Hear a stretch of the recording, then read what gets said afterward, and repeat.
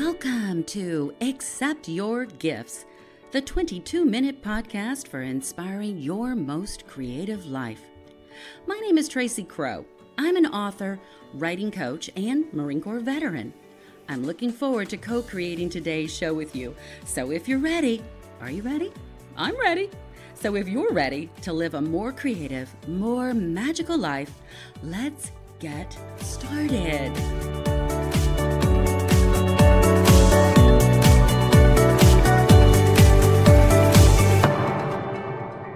My special guest today is Morgan Leslie Bosworth. Morgan is an actor, a model, yoga instructor, and musician. She's also my daughter, and since she flew in to celebrate my birthday a few days ago and the launch of this new podcast series, I seized the opportunity to interview her. After all, how could she say no to her mother on her 60th birthday, right? And because Morgan has been my greatest teacher since her birth, teaching by example the art of stillness, of living in the present moment, and of discovering the beauty of self-reinvention at whatever point in one's life, I'm gifting all of you with a slightly longer show today than our usual 22 minutes. Let's call this the birthday edition, my birthday gift to all of you. Before we listen in on this candid mother-daughter conversation about creativity, mindfulness, and what it means to expand one's container of consciousness, let me share a little background about Morgan. She lives in Austin with her husband, Brian, and their adorable French bulldog, Jai. Her devotion and love of yoga make her a sought-after yoga instructor, and she often helps to lead yoga retreats around the world. She's also a successful certified life coach and founder of the business Coaching North. In so many ways, to so many, Morgan embodies a magical, magnifying, even mesmerizing frequency of light and love that leaves us all feeling better about ourselves for just having been in her presence. So, let's listen in as Morgan shares how she infuses yoga sessions with creativity, how she follows intuition, and how she's learned to expand her personal container for ensuring a more mindful, more graceful, and her most creative life. Hey, can you believe we're actually recording a podcast together, mother-daughter? This is really happening. This is really happening. You didn't know when you flew all the way out here from Austin with your ukulele that I was going to snag you into this, did you? No, and you didn't know that I was going to bring my ukulele until the very last moment. What does that say about us? Are we connected or what? I think so. Yeah, just a little bit. Just a little bit. Okay, so you promise you're going to play a few notes of your ukulele, right? I will give the crowd what they want. There was a long pause there that was not edited in. Did you notice there was a long pause? There was a long pause. There was. But yes, I would love to share what I've learned on the ukulele. A little bit of, as my learnings continue to grow, I'll share a little bit. Sure. Well, honey, look, the real reason I wanted to do this podcast with you is because, besides I love you, is because you're the most creative being on the planet I have ever known. Seriously. I mean, when you left college, you drove out to LA the next day, and you are using all of your acting skills for some time. But you're always into something creative, and now you have this amazing yoga practice. And what I want you to do, start off by telling us, how do you employ creativity within your yoga practice for your sessions, for your clients? I've been teaching yoga for 5 years now, and I've been given the opportunity to teach under some pretty amazing teachers in Austin, Texas. that have given us the freedom to play and create dance-like flows and bring music into our classrooms, to speak and tell stories in our classrooms, to share things from our personal life in our classrooms.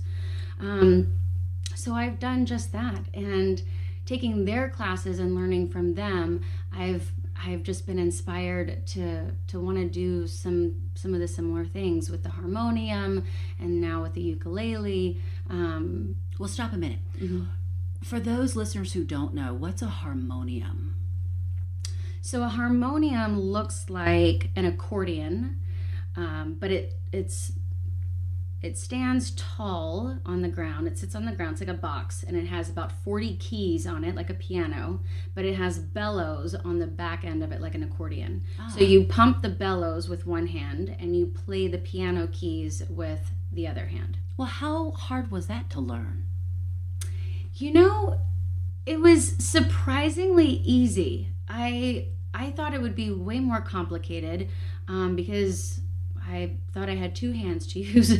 I only have one hand for the keys, so that was a little complicated, going back and forth and up and down the keys. But, you know, it was surprisingly accessible, and I learned with one mantra, and then I would start with a different mantra, and I only used like 2 chords at a time. So I learned G and C chord and what that was, and then I started adding an F chord or, you know, an A chord or whatever, and I just kept practicing. Well, is this an instrument that's typically used for chanting, mantras, Sanskrit, that sort of thing? It is. It's an instrument that was born, I believe, in India, and it's been used in the practice of yoga in the kirtan community, which is huge. I mean, that's a yoga tradition, the kirtan, and it was born from bhakti yoga, bhakti yoga is the yoga of devotion and the yoga of community, and part of the community is sharing and chanting. So I think it's a very old instrument that comes from India, but yeah, it's part of the kirtan tradition. You have a special name for your harmonium. I do. Her name is Harriet. I name all of my instruments. Yes, you do. Yes, you do. Mm-hmm. That is another form of creativity, right? It is, yeah. I feel like they're teaching me so much, and I'm investing so much of my love and time and energy into them. We have a relationship. I have a relationship with my instruments, and it just makes sense for me to name them. That they like I would name my pets. They have names. So do my instruments. I love that. That's so great. No wonder you've been after me to name my Native American flute. I don't have a name for my flute. I've named our home here, Rosewood, yes, but I never thought of naming my Native American flute. Thank you. These are seeds that have been planted for you. Thank you. I appreciate that. Let's see what we cultivate from those seeds. Okay, so you're using the harmonium. Mm-hmm. And that brings about a level of creativity and music. And it's certainly, as I said in our inaugural podcast, I know about those chants, I know about those mm-hmm. tones and the reverberations that we feel throughout our bodies and what happens when we really feel into the notes instead of listening to all the notes. Why the ukulele? And how did that come about? Well, I think also it should be known that I've never considered myself a musician, and it still feels weird and sounds weird when I say that out loud, that I'm a musician. In fact, well, wait, why? What was your thought about what it meant to be a quote unquote musician?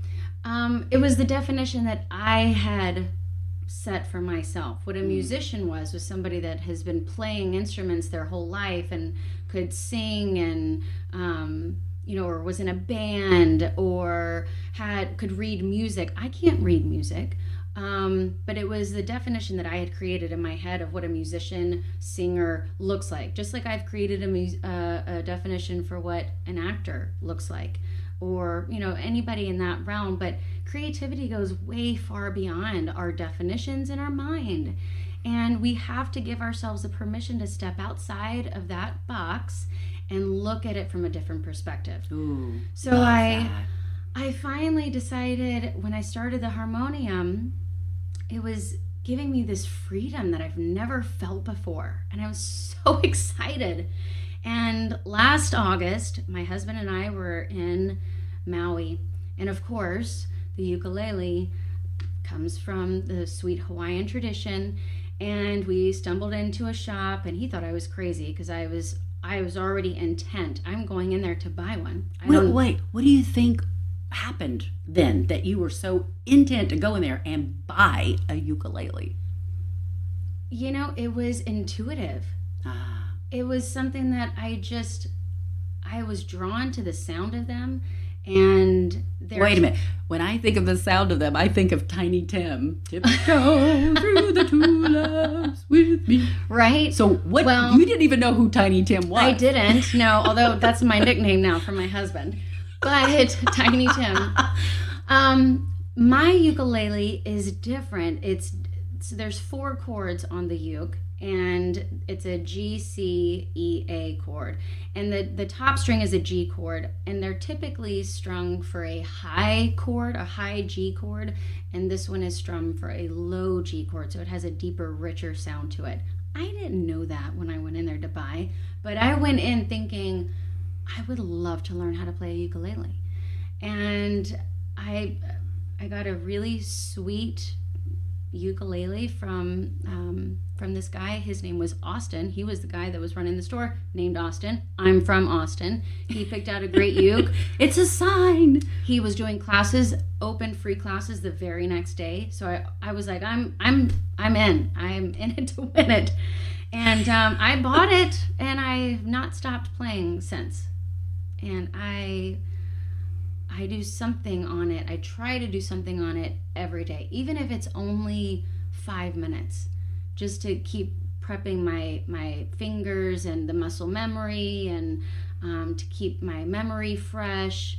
But I try to do something on it every day to keep furthering my progress. And you've taken this into your yoga sessions too, right? I have, yeah. And what's the response been from your clients? I've taken it into the studio, and everybody loves it. She's been a real big hit there. Wait, what's her name? The ukulele? Llwellyn. Okay. Yeah. Llwellyn. So we have Harriet, and we have Llwellyn. Yes. The response is great. I take it into my studio. I don't do it typically in private sessions, but I take it into the studio setting where my students in that place are, very familiar with. We're chanting. We always start class with chants. We end class with chants. So they're already geared up and ready for whatever we're going to offer for that particular class. But the first time I brought the uke in, I was nervous. My heart was pounding out of my chest. And, it was so well received, and everybody was excited to listen to a different new instrument. And they loved it. They were excited to sing the chant. For those who might not be too heavy involved in the practice of yoga, why is chanting important, and the music that goes along with it? You know what? Since way before yoga, we were singing. There's always been some dancing and singing and sound that we've brought into, and it's just transformed and evolved over millennia, right? The chants that we use in class are specifically designed and that are passed down from years of this practice, hundreds of years of this practice. But each word that we use in these chants are designed to resonate at a certain frequency or vibration. And whether it's, the elemental seed sounds of Gaia, Earth, Mother Earth, or if it's the Om chant, which is, the universal sound. But when we sing these, it creates community, and the sound vibrations bring us together.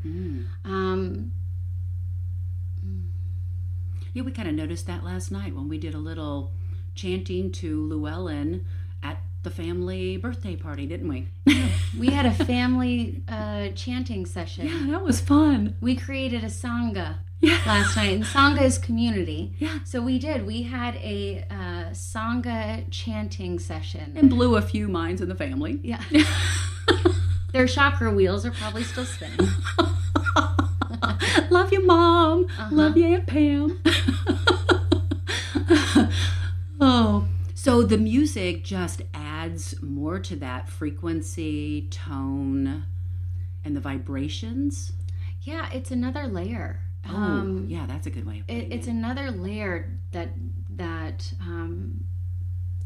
when I think of yoga, the word yoga means to yoke, and it's a union. It's aligning mind, body, spirit, heart to the divine, and it's that connection to source and divine within us all, and reminding us of the connection that we each have with each other, right? Right. So the practice of bhakti yoga, that devotion, is another layer. It's another way in, right? So that you have meditation as another way to connect with the divine inside. You have singing, chanting, the physical practice of yoga. It goes much more than just the physical. Obviously, there's 8 limbs of yoga. Wow. So the bhakti part is just another vehicle inside to go in, tune in to divine, source, spirit, God, whatever resonates for you personally. But it's just another vehicle in. Right. And in a sense, you're also creating that. You're creating a pathway. When you go in, you're creating, quote unquote, a pathway between you and source. Yeah. Creator, God, whatever we wish to call that. Right. Okay. Wow. I just love that. Are you willing to play Llwellyn for us? Of course. Okay.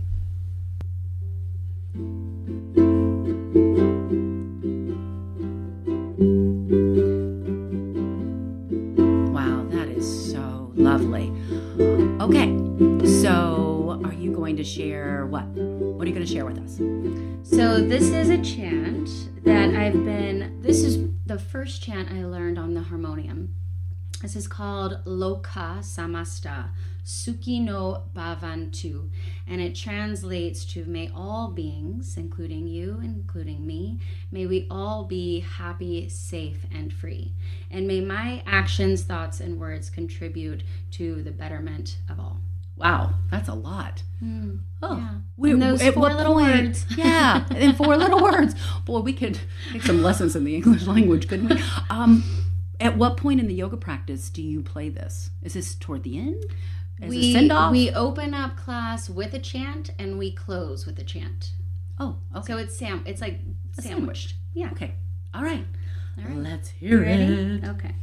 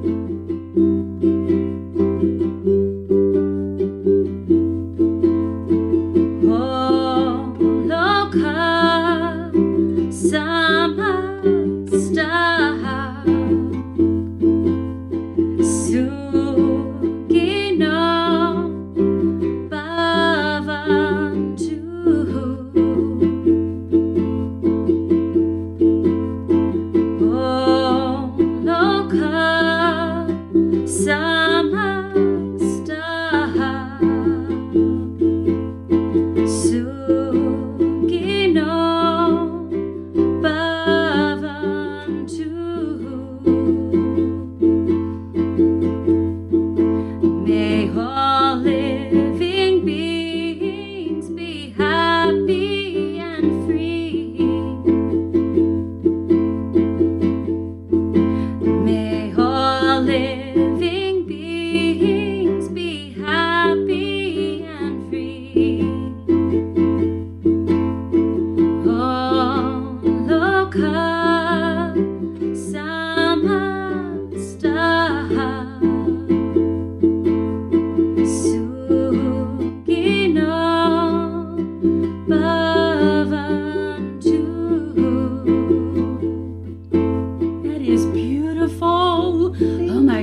just feel that all the way in my heart. It's so beautiful. Of course, it's also very special to watch you play it and sing it. You are a little biased, but that's okay. Yeah, it's a sweet thing to chant. It's a sweet prayer to send out for all beings to experience a life that is happy and safe and protected, but also free. Okay. Honey, what do you think of when you hear that phrase, accept your gifts? Accept your gifts. It's powerful. In what way? For me, it means let yourself be vulnerable to receiving, which has been a hard thing for me in my past, to receive things.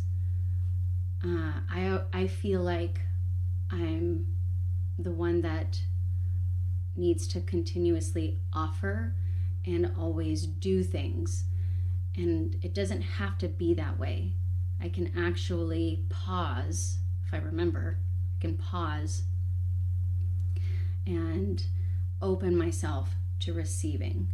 And in that pause, I find clarity and tranquility. So I don't have to be out in the world always doing things, making big moves and splashes and, getting out there making myself big. I can actually pause and get quiet and still. And that's where I accept my gifts.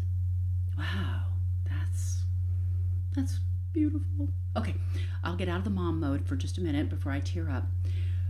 I think the first time you saw that phrase, accept your gifts, was when you read it in the book I had written, and you read where Willis tells Phoebe, who is locked up in the psych ward, Phoebe, accept your gifts. Because I remember you sending me a text, Mom, I love that. Mm-hmm. Why? What affected you in that moment when you... It had a visceral effect. I could see the relationship between Willis and Phoebe and how he pleaded with her to come back, to wake up. And I have felt the end of being, or I've been in Phoebe's shoes before. We all have. Yeah. Who hasn't felt as if a decision they made, didn't affect their self-worth? Mm-hmm. We're tearing up here. Good thing nobody can see. I should start passing out tissues. Sorry. Okay, sniffle, get that over with. We've all felt low self-worth. Yeah. And not realizing until sometime later that even those moments had a gift to offer, right? Right. And I tease now that you couldn't pay me to go back into my 20s. Although I had a blast through my 20s. Probably too much fun. But I'm at a place now where I can look back on that. Always hindsight is 20/20, but I'm in a place now where I see that and I love that person. I wouldn't change, but I'm also really grateful for the growth that I've had in the last 10 years. And I'm so excited to be where I'm at right now, just as I was excited to be where I was when I was 28. And now that I'm 38... What? Wait, 38? What? Are you really? It's your birthday. Okay, I just turned 60. At the end of your yoga sessions, is there a takeaway you somewhat wish your clients would leave with? At the end of each practice, there's what's called Shavasana. And the point of Shavasana is that the body has been in the physical practice anyway, bent and twisted and shaped and folded and opened, to remove any energy impurities that we store in the forms of stress and tightness and soreness, stiff. But the point of Shavasana is that when we arrive there, we're completely still and we're able to rest. I know, that's my favorite part of yoga practice with you. That's everyone's favorite part. Yeah. You've seen those shirts like, I'm just here for the Shavasana? That's me. Right. Well, when you get up off of the mat and you re-enter back into the day from Shavasana, there's a feeling of peace, tranquility. There's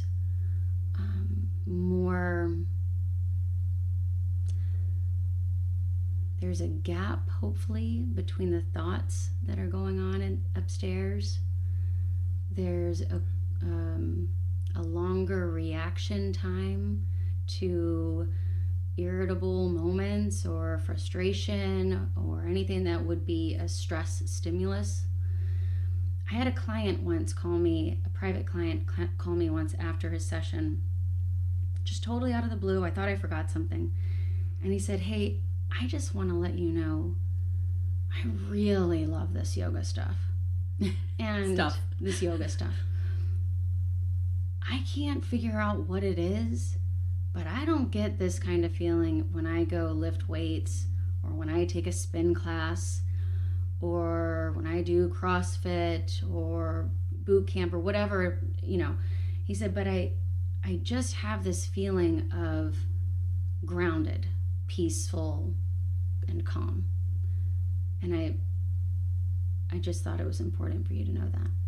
And I think that that's why we continue to do this. Whether, we call it your aha moment or whatever it is, it's peace. And the practice is hard. It's not always a pretty picture when you decide to close your eyes and go in for meditation, whether it's a moving meditation in the physical practice or a still meditation. But a lot of times it's messy and it's chaotic and it's wild and crazy and it's dark. It's not always puppies and rainbows, we wish it were. But goats or baby goats. But when we get up out of it, the point is that there's some softness and that there is an expanded consciousness, or you are expanding your container in which things move in and move out, that you have the capacity to deal with them and handle them in a more graceful way. Wow, that's big. That's big. Yeah. I mean, imagine if everyone started to expand their container and their tolerance levels for one another. Right. Wow. There's something to be said. There's this, I think I saw this on Facebook once, that there's the yoga on the mat, but then the yoga off of the mat. And the little things, like, how do you wheel your shopping cart when you've packed your groceries in the back of the car? Is it just wheeled off into the parking lot? There's the yoga on the mat and off of the mat.